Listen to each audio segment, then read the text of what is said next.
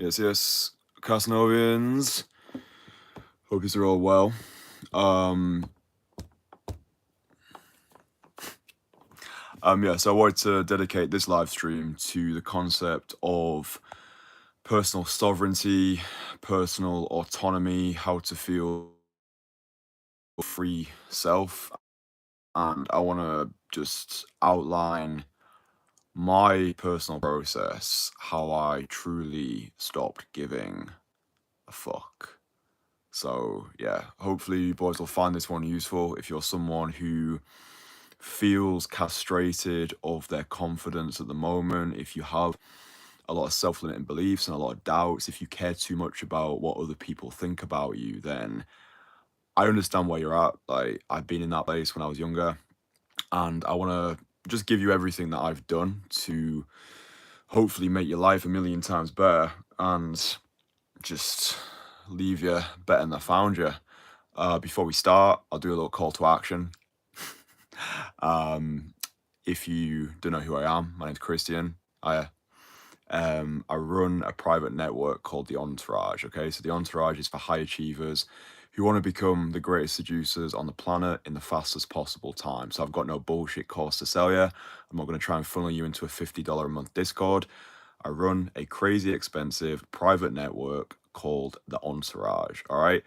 And if you're watching this live stream, you're probably not in the position, you're probably not ready to actually join us yet. So that's why I put together 2 free online courses, which give you everything that you need to get started on this journey of masculine excellence. So I've got Conversation Killer, which gives you the A to Z playbook, how even the most introverted of guys can get started and get results with cold approach, and also my most fuckable man course. So everything that I did to go from looking like a turnip, dressing like a moron, to the most fuckable version of myself. So those courses are available to you right now for free.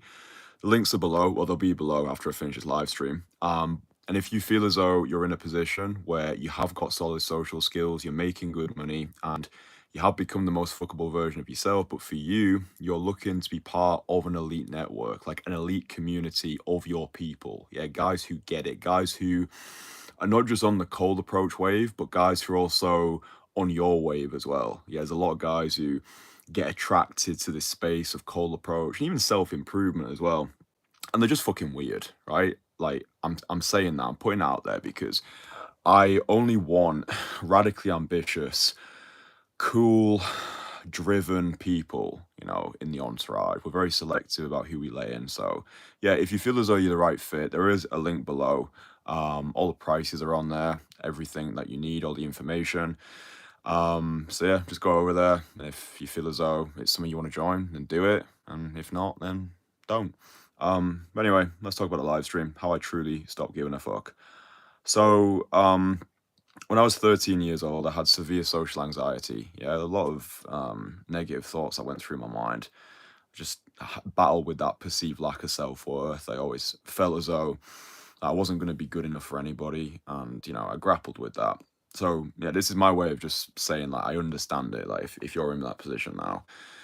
The first thing that I did though was I became a magician. Yeah. So for those of you who already know, I won't tell the entire story, but 13 years old, I became a magician. I watched David Blaine on YouTube performing street magic to some hillbillies in America, and something just switched inside of me. Yeah. I saw viewing David Blaine on YouTube, I viewed that as, at the time I didn't view it, but I view it now as a message from God that was my springboard towards a new reality. Yeah, for most people, public speaking is the hardest thing they're going to do, but try doing that whilst you're also performing magic. So I viewed magic as my calling. And the reason why magic helped me so much was because I was approaching people. Yeah, I've been approaching people since 13 years old to perform magic, but round about like 16, 17, when I started actually performing at people's weddings or performing at like venues which I'd got booked to perform at, oftentimes I would approach groups of people who didn't know me, who didn't give a fuck about me, and they would just like say it as it is. Like, hi, can I show you some magic? No, fuck off. Or this was when I was living in Leeds, actually, like 2019. I think that's when I moved to Leeds.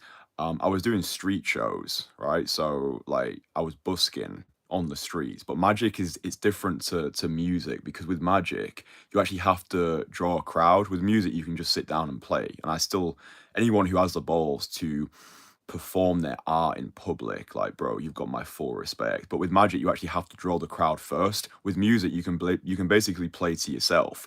With magic you can't perform to yourself. You need an audience, you need a crowd. And the first time I did a street show, I got nobody. I got nobody show up. Like, there was like these teenagers who came past on bikes, like, "What are you doing here, mister?" I was like, I'm performing magic. And they were like, "Oh, show us a trick." So I showed them a trick and then they just left. And then another group of like kids came around. It was just an absolute car crash, an absolute horror show.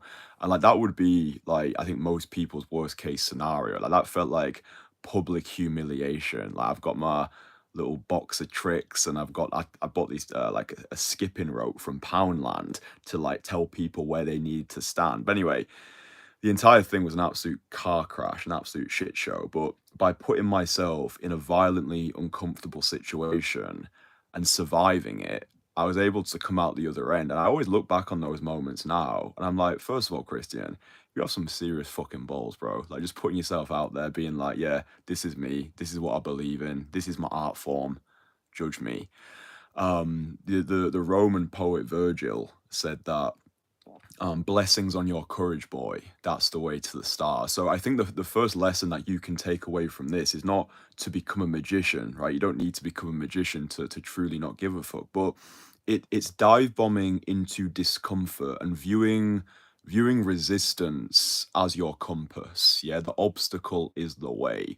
Because I guarantee that right now you're avoiding things in your life that make you feel uncomfortable, and rather than crucifying your current self and investing into the identity of the person who you want to embody, you're playing it safe, right? You're not running from comfort like your life depends on it, but you are sellotaped to comfort. So what I want you to do this week, if you're someone who cares too much about what people think of them, or you feel as though you are guilty of playing it safe, I want you to create a fear list, right? I got this from Tim Ferriss. Write down a list right now of everything that currently scares you, and then make a point this week to do one of those things. So for you, you might fear public humiliation. Yeah, I think that's quite a universal affliction that people deal with, like public humiliation. Yeah, putting yourself in front of an audience and everything going wrong. For you, go to an improv class.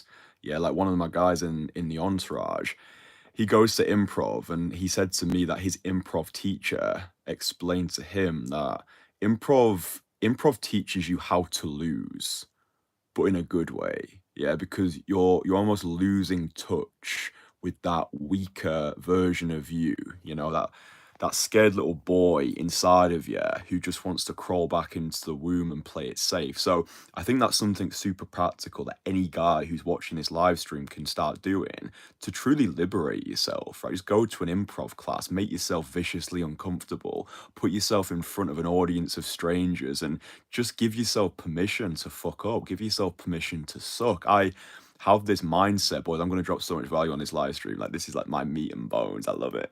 Might be going for about an hour on this one. My mindset of future projection, which has always served me well. Like everyone's always like, oh, be present, be grateful. And I get that, and that is useful. But if your present reality sucks right now, like when I look back 4 years ago, when I was living in that grotty apartment in central Leeds, I had £24.82 of universal credit. I looked like a turnip, dressed like a moron, couldn't pull a muscle. My present moment on a relative scale sucked. Yeah, okay, first world problems and all that, but like, it sucked, right? So rather than ruminating on who I was focused on who I could become.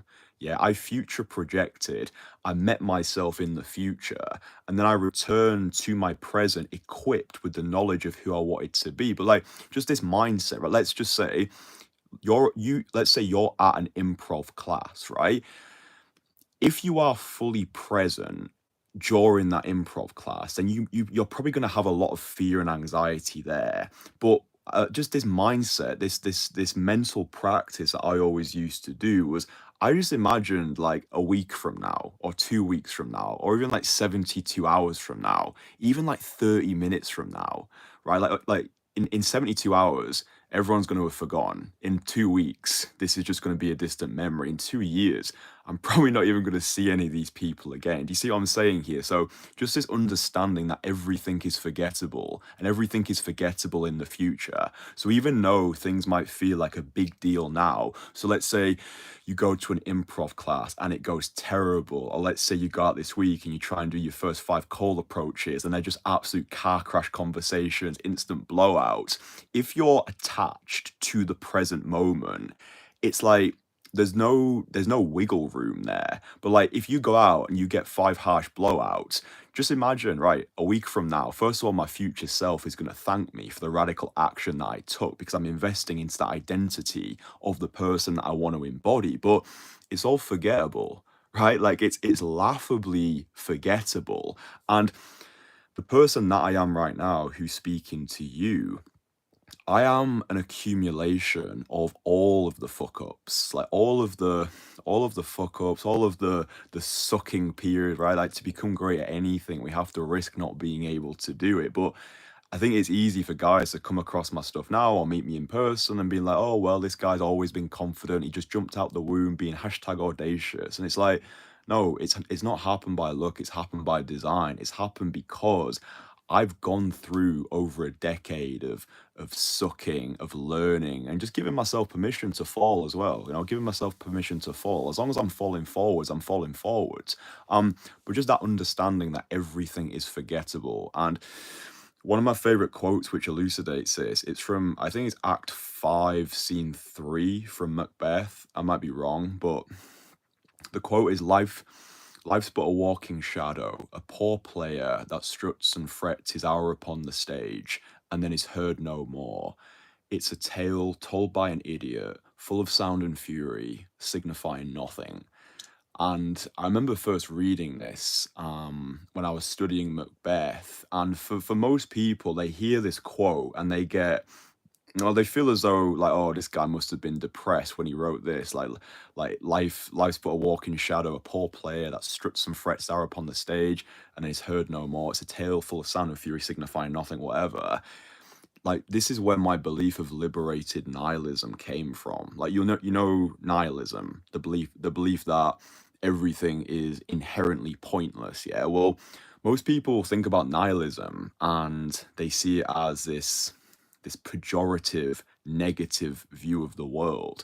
But the reason why I pre-modified it with liberated was it gave me full permission to live in full blossom, right? Like, okay, nothing matters in the most liberating way possible. So, whilst we're alive and whilst we have our hour upon the stage, why not view the world as theater, right? Like, why not view this as our personal playground? Like, why not go out, live unapologetically? Like, why not have the greatest party, the wildest time, the wildest people? Get to the end of all of this, look back when all is said and done, and be like, do you know what, mate?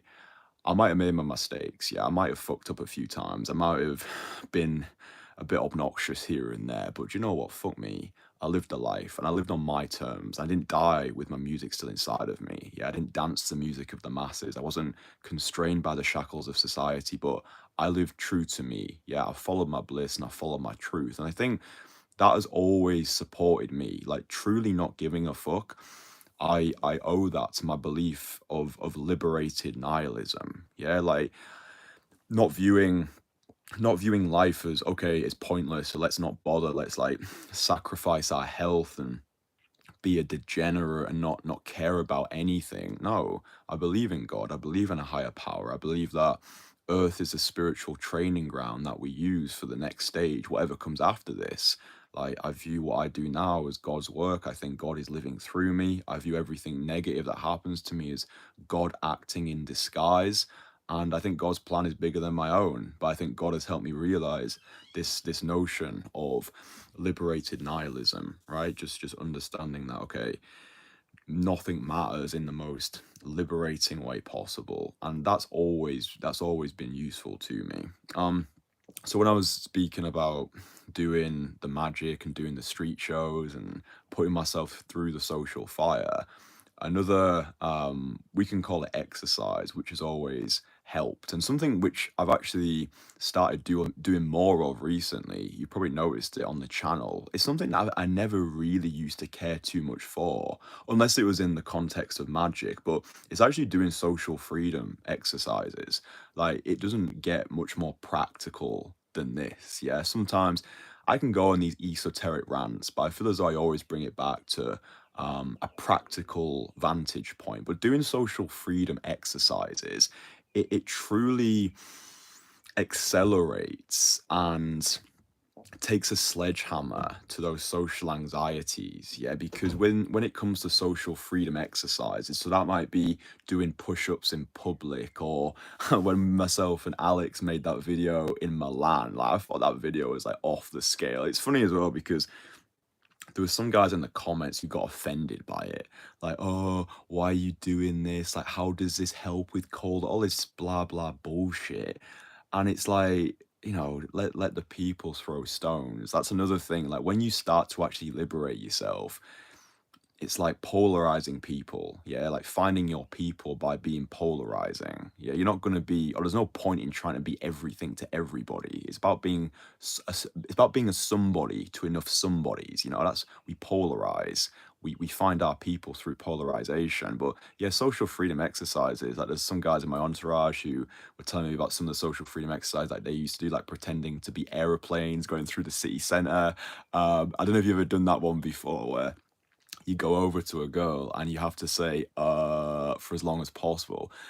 It's really funny. I've got a funny story about that as well. It's actually, so myself and Alex, this was before we were in Milan together. This is actually where the social freedom video came from. Myself and Alex were in London, and Alex was feeling a bit in his head, right? So I was like, look, yo, let's just do some social freedom shit. So he got on a bench and just declared himself, I am the king of London, like, just in front of everybody. We were walking across a bridge and we just kept waving to people, like in the cars, on the bike, just to get out of our heads into our bodies. And then he set me this challenge where I had to go over to a girl. It was on South Bank in London, like next to the River Thames. And I had to go over to this girl. I had to say, excuse me. And I had to say, for as long as possible, right? This is probably actually one of my craziest cold approach stories. I don't think I've ever shared this publicly. I shared it with my guys.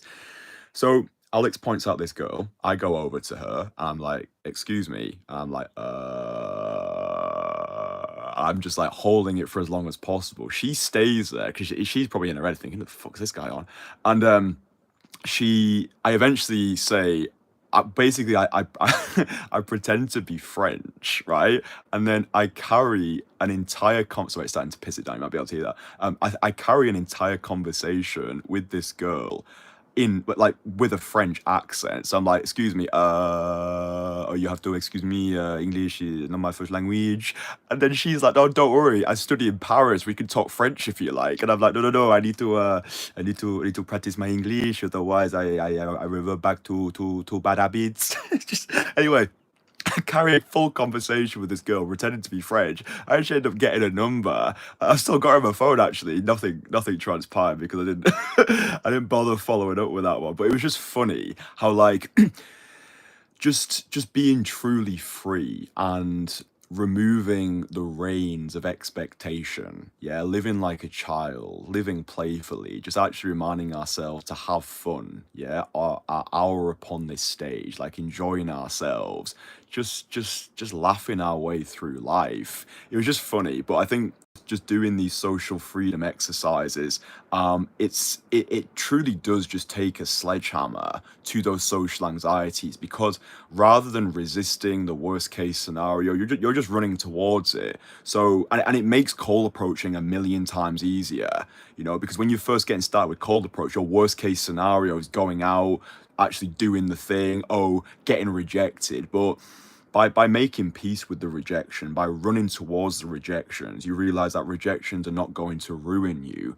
But, like, it's like the Japanese bloke Ikkyu Sojun said, throw me in hell and I'll find a way to enjoy it. And it's that exposure therapy.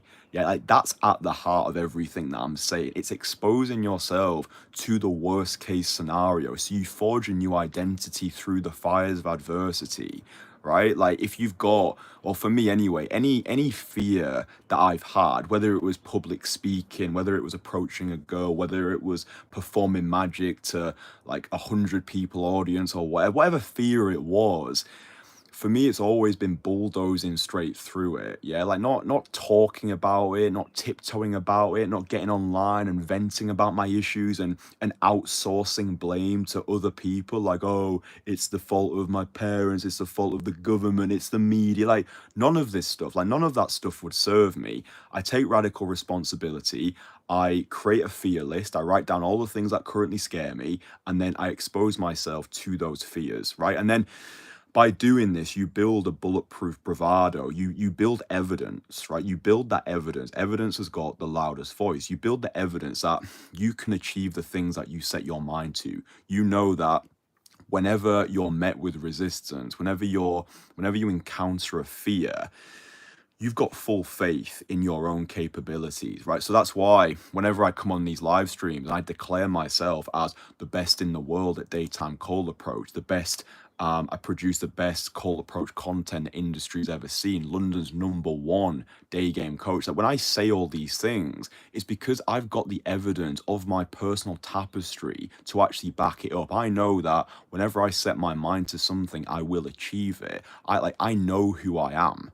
Yeah, and I think like knowing yourself and building that self-respect through keeping your word and doing what you set out to do. Yeah, if you say to yourself, right, this Saturday I'm going to go out and I'm going to do 5 direct call approaches, and then doing that, right, that then lifts you with optimism for the future, because you know you can trust yourself. But if Saturday rolls around and you're like, oh, I'm not feeling it today, then you lose faith in yourself. Yeah, and it doesn't even matter the actual outcome. The rep itself is the reward. Yeah, just going out and doing those 5 direct call approaches, it doesn't matter. Like, forget about getting numbers or having long conversations or having these 10 out of 10 masterpieces. Like, just focus on doing the thing, right? 5 direct cold approaches. This week, I'm going to train at the gym 3 times. This week, I'm going to do 10 sets of hill sprints on Thursday. This week, I'm going to start my YouTube channel. This week, I'm going to start my podcast. Whatever it is, set the intention, follow through with it. And the other thing that's like helped me liberate myself is doing YouTube and day game simultaneously. Yeah, like actually projecting your personality onto the internet, actually putting this content out there into the world. Like I don't classify myself as a day gamer. I don't classify myself as a dating coach. I classify myself as a freedom from bullshit practitioner. Yeah, and everything that I do is an extension of my freedom from bullshit personality. So doing day game and YouTube simultaneously, it's made a man out of me. Yeah, when I was first making these videos, when I looked the way that I looked 4 years ago, and I was getting comments on the regular from people calling me ugly, calling me a 4 out of 10 at best, telling me that I shouldn't be wasting these girls' time approaching them, like whatever it was. Oh, it's COVID, so you can't do this anymore. You have to wait. Like, oh, your prices are too high. You shouldn't be charging this much. It's like all of this bullshit. I'm just like, do you know what the word is? It's transcendence, right? With all the evidence that I've stacked, knowing who I am, having full faith in myself, probably irrational faith, delusional optimism at times. Yeah, but like that's what confidence is. Yeah, confidence is optimism in the absence of certainty. Yeah, 4 years ago, I didn't have certainty, but I had optimism. I knew that if I applied myself, then I could become the best to have ever done this. Like that was that optimism that I had in my mind. Like nothing is certain, right? There is no certainty, but having that optimism in the absence of certainty, being my own greatest cheerleader, and not ruminating on the negativity of others, but actually using that negativity and channeling it, like transmuting pain into power. Someone calls me ugly, someone tells me that, oh, you suck at this. Like I'm just stacking all of this energy. Does Does that make sense? Like I'm not getting offended. Well, probably sometimes I would have got offended because I've just been a little bitch about it. But like I'm just viewing it. It's like I'm reframing all of this feedback that I'm getting, right? This person said, "Oh, you're ugly." This person said, "You're shit." Whatever it is, and then I'm batching all this together. I'm taking it as feedback. I'm being like, "Huh, you know what? Maybe these people do have a point. Maybe I'm slacking off. Maybe I'm not looking as good as I could look. Maybe I could be doing more. Maybe I could be living in a better city. Maybe I could be making more money. Maybe my cold approach could be better. Maybe right now I'm not as good as I think I am. And maybe I should actually listen to the feedback that I'm receiving in order to become better." So I think like when I talk about truly not giving a fuck, it's not being naive and blasé to the world, but I think it's about being a critical thinker and giving a fuck about the things that you actually want to give a fuck about. Like there's so much that goes on in the world. Like you can't give a fuck about everything. Do you know what I mean? If there's like I don't know, I saw this advert on TV the other night. This charity which wanted people to donate to these bears, like bears which were like like just getting like cruelly treated. But like there's so much that you could give a fuck about, but me giving a fuck about bears, like it's just not like it's not it doesn't resonate in my reality. So like just rejecting anything from your reality that doesn't resonate with you, right? If I'm fretting about the bears which are not getting treated well, or just other shit which does not affect me, then that's going to affect my mental psyche. Like a lot of people in my family, they're addicted to watching the news, and I'm like, bro, the news is designed to scare you, right? Like rather than ruminating on world issues or other people's problems, or oh, this politician said this thing, like, or even just engaging in idle gossip about other people, just be your own mental point of origin. Live for an audience of one. Like remove anything from your reality which doesn't resonate with you.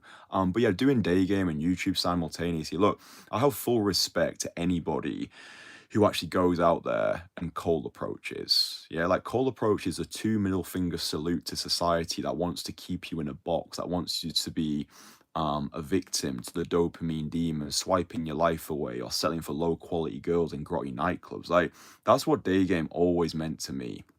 Day game was freedom. Yeah, that's why I use the mantra freedom from bullshit.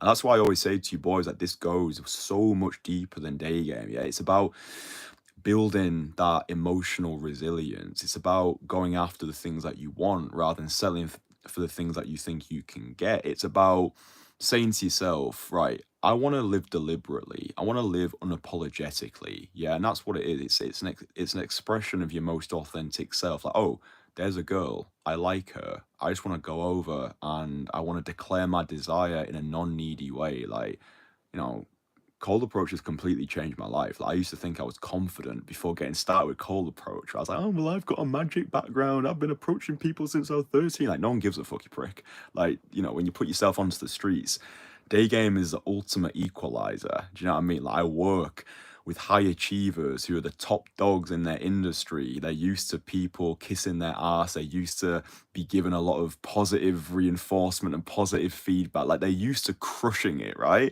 And then you take that high achiever, you put him on the streets. Dude, it's a different reality and it's so humbling as well. And I think the reason why I'll always love cold approach is because like you can get really fucking good at the skill set, but you're always going to have these humbling approaches or these humbling days where maybe you're just not feeling it, or maybe your conversations are just not sticking, or maybe you're just not fully, whatever it is. Like it's just such a humbling process.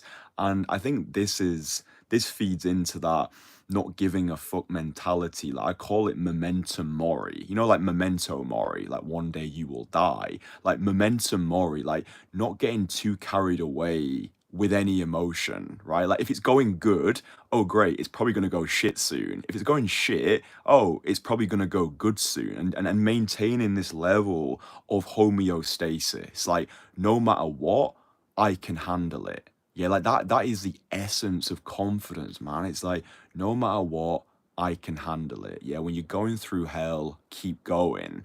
I think that's it. Like having this liberated nihilist mentality that, yeah, one day it's all going to be space dust and ashes. Yeah, like having that zoomed out perspective.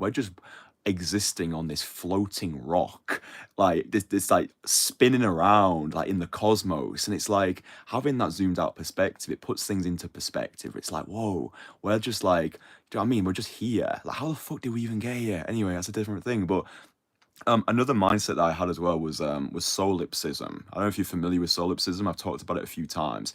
Solipsism is the belief that only the self is real. Yeah, I don't know what it's like to be anybody else. I'm only conscious of my own conscious. This was like, I inadvertently discovered this when I was performing magic. I remember when I was around like 16 years old, and I was trying to find ways to overcome. It was approach anxiety. It was more performance anxiety with magic. Actually, I was always scared of fucking up the trick. I was scared of like I was scared of not being seen as useful. I think that's what it is. I was scared of losing value in the eyes of other people. That's a very interesting epiphanova. Like, I was scared of losing value in the eyes of other people, like people who I didn't know, but people who I wanted to impress, because my sense of self worth was and still is actually to a large extent. This is me just being completely transparent with you.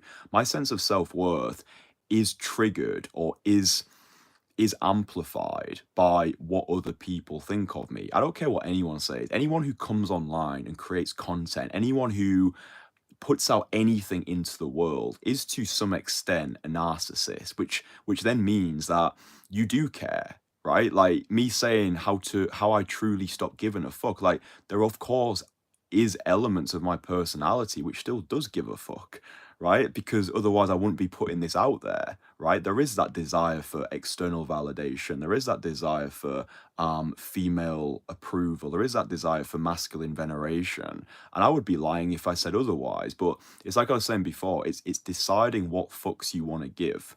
Do you know what I mean? Like this that we're having right now, yeah, me speaking to you, this is everything to me, right? Like this is my lifeblood, this is my oxygen, this is my hashtag purpose. Like this comes before everything in my life, like apart from my mum, her well-being, her happiness. Like this is everything to me. Yeah, like I like the guys in my entourage, like that's my family. That's my family, right? I will go above and beyond to make sure that everyone who is associated with me wins and is wildly successful. Why? Because that matters to me. Like my sense of self-worth is pinned to the people who invest into me, right? And I think the personality that I have and the life experiences that I've accumulated, like that's just ingrained within me. Yeah, it's almost like a people pleasing paradigm, but it's done to just make sure that the guys who are associated with me are wildly successful. That's why I go above and beyond. That's why I care so much, because it's like I know that it's probably something that's rooted in childhood, just like wanting to people please in order to receive like love and admiration. But like that's I spill that over to the guys in my network, and it's like that's and it's the energy that people feel. But yeah, solipsism, this belief that only the self is real. So when I was performing magic, I wanted like this hack to make performing magic easier. So I was like, huh, interesting. I imagined what it would be like to view myself in the third person. So like I would perform magic and I would be like, rather than thinking in my own head, I would be thinking in other people's heads. So I would be viewing myself from an alternative vantage point. So I would imagine other people viewing me. Because I was like, well, if I just danced on this table and I viewed myself as someone else, then I wouldn't feel nervous anymore. It's like, have you ever been on like public transport and there's just like one person like on the train who just starts doing something really crazy, just gets up and starts dancing, or maybe there's like a homeless guy who's just like pissing in the middle of the street. Like that happened once when I was in where was that? In Barcelona. There's just this guy, he just had his knob out in public in like the center, and he was just pissing. I was like, and I was looking at him and I was like, well, I don't know what it's like to be him. Do you know what I mean? But like when you have that alternative vantage point, it's like, huh, it's almost like impossible to feel nerves because you're not you anymore. I know that's like super esoteric, but look into solipsism. It's an interesting case study, especially if you're someone who wants to go a bit deeper on understanding more about themselves and the way that you think. Solipsism, this belief that only the self is real. We don't know what it's like to be anybody else. But like if we were someone else and we were viewing ourselves, like yeah, you know, those like those thoughts and those bullshit paradigms would start to dissipate. I just find this really interesting. Do you know what I mean? Like, I don't want to be that guy who just comes onto this fucking live stream and be like, right, let's talk about cold approach, let's talk about day game, let's talk about the London day game model vibe and stuff like that shit just does not interest me. It's like, like come on. I like to go deep on these live streams, man. I like to go deep and like nibble curtains. um, but no, I think everything that I've said so far has actually been like crazy useful. I hope that you found it useful as well. I'm not sure. I hope that you do. Hope you like it. Hope you like me. Hope we can be friends. Hope we join your entourage. Hope we travel the world together. Hope we conquer ourselves. Maybe not just conquer the world, but conquer ourselves.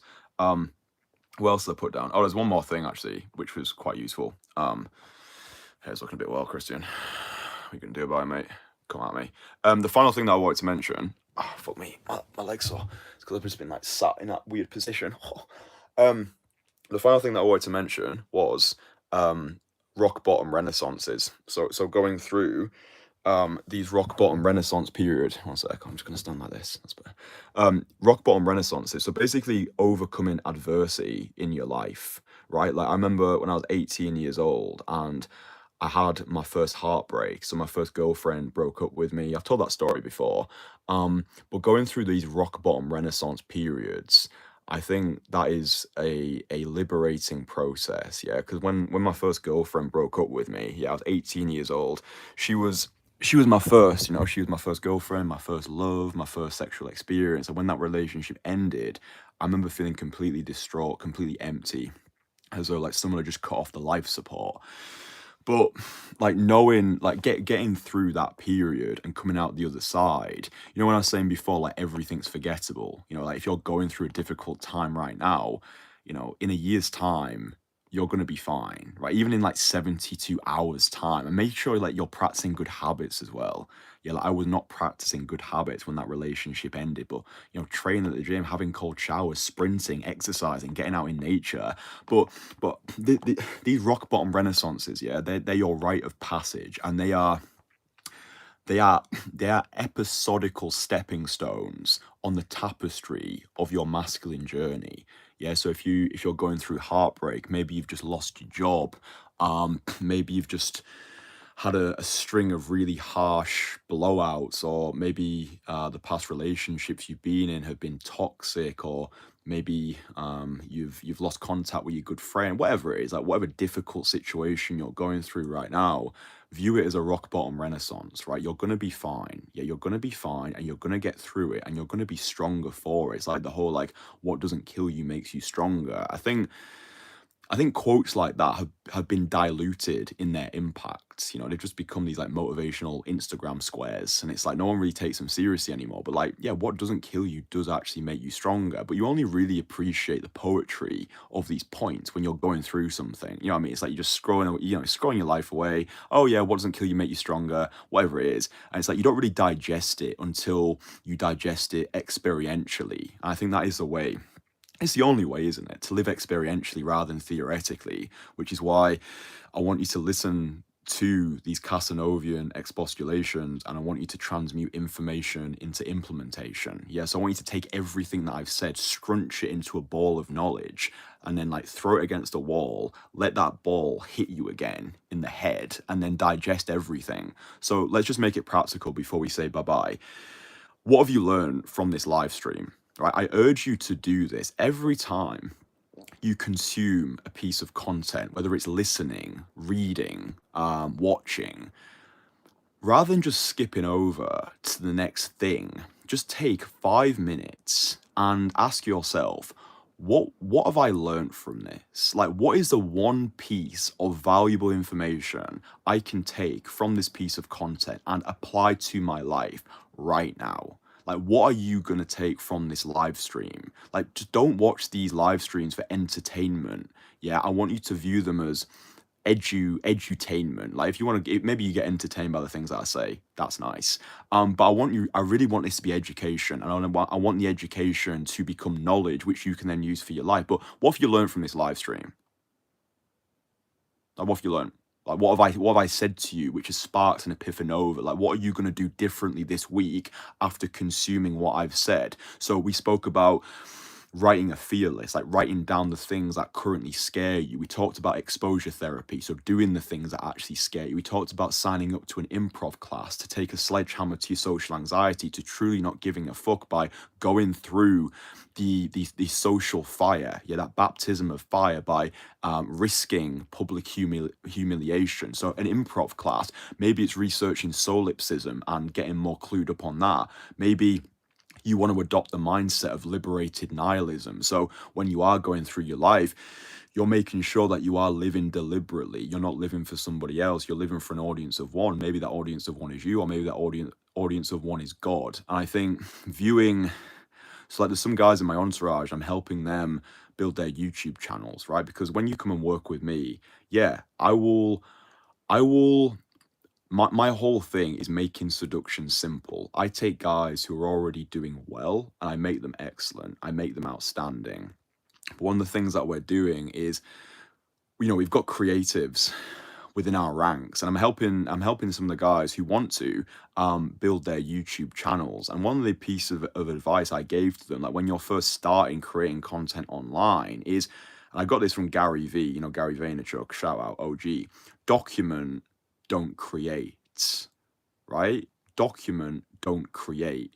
Yeah, so when people first started making content online, they're like, oh, I'm not quite sure what to make. I'm not sure if I'm good enough yet. The whole like imposter syndrome comes in, whatever. Oh, I'm a perfectionist. No, you're just insecure. Just get started. All this stuff. But like, document, don't create. And when you are putting stuff out there into the world, creating for an audience of one, yeah, creating for God. Yeah, and it doesn't mean, I'm not saying, oh, you need to go start a YouTube channel, but every action that you take, viewing the rep as the reward and viewing the actions that you take as an investment, and as evidence to God that you are the person who you want to be. Yeah, like enjoying the becoming as much as the being, right? So whatever discipline you're new to, it might be cold approach, it might be YouTube, it might be freshwater fishing, whatever it is. Give yourself permission to suck at the start, and you're really creating for God at the start, right? Do those approaches, to show God that you're serious about improving yourself. Go to the gym, not because you want to, but because you want to show God that you're serious. Start that YouTube channel, build that business, talk to that girl, not because you want to, because you probably don't, because you're probably shit scared to get started, but do it for that higher power. Yeah, like do it for that higher power rather than just doing it for the low frequency, low aura version of you who just wants to play it safe. So, I think that this live stream has been super valuable. Truly not giving a fuck. I feel as though I've supplied a lot of useful value bombs in this one. So yeah, maybe drop the video a like if you found it useful. Feel free as well to drop me a DM on Instagram at Kristian Magician. If you've got any topics you would like to hear me discuss, I do read all my DMs, so yeah, feel free to slide in there. If you've got questions or whatever, then DM me on Instagram at Kristian Magician. If you're interested in joining the Entourage, so if you're interested in connecting with me personally, getting access to my network of radically ambitious high achievers, and just crushing it. Do you know what I mean? Just like smashing it out the park this year. Like, if you're interested in actually connecting with us, getting mentored by me personally, then DM me on Instagram. You can DM me the word entourage, right? DM me the word entourage at Kristian Magician if you're interested in joining us. And there's going to be a link below as well where you can go over and find out more about the Entourage if it's something you'd be interested in joining. Also, if you feel as though you're the right fit to join us. So yeah, you can book in a free call, speak with me for 30 minutes. We'll find out if you're the right fit. But yeah, DM me the word Entourage on Instagram at Kristian Magician if you feel as though, right, I've invested into myself as an individual. I've got good social skills. I have become the most fuckable version of me. I now want to connect with a like-minded group of radically ambitious Renaissance warriors. Like, I want to truly elevate myself this year. Then I will take you from good to outstanding. Like, I've got full faith in my own capabilities because I've changed the lives of so many guys across the world, and you'll be able to meet them, right? Evidence has got the loudest voice. I let my clients do the talking on my behalf. If you go over to the link in the description, you'll be able to hear the testimonials, like guys who've actually worked with me personally, the experience that they had, the people that they've become, and also the person that they're becoming, right? Like, this is a lifelong commitment. It's a lifelong process of masculine excellence. So yeah, DM me the word entourage on Instagram at Kristian Magician if you're interested in joining the Entourage. Link below, find out more about it. And yeah, bro, just on this on this daily live stream grind, it's good. I'm enjoying it. Like, I hope that you're enjoying it. I'm showing up every day. You can probably tell I've got like my throat's a bit sore. I've got this like weird fucking cold. It's probably just the symptom of London life. But hey, we had a great meal. I don't know if you saw that live stream, but anyway, tasty meal, bro. But no, truly wishing you outstanding joy this week. Remember, make sure you actually write down what you've learned from this live stream. Please fucking do that, and then set an intention this week to do something that you wouldn't usually do to become the version of you you're not currently are, right? Because like that's the important thing, right? We're investing into that identity of the person who we want to embody, but it doesn't happen by luck, it happens by design. So yeah, write down what you've learned, write down your Renaissance document, like write down in crystal clear detail who it is that you want to become, and take radical action every single day to become that person, right? Having that relentless desire to just create obnoxious joy, not just for you, but for the people that you love as well. You know, we're gonna be fathers one day, and when we look into the eyes of our children, we want to be able to look through the eyes of respect, you know, like knowing that we've shown up, knowing that we did things, knowing that we forged our identity through the fires of adversity. So yeah, I love you very much. I will speak to you tomorrow. Any questions, DM me or email me or send me love letters to my postal address by carrier pigeon, and I will enjoy reading those things. Okay.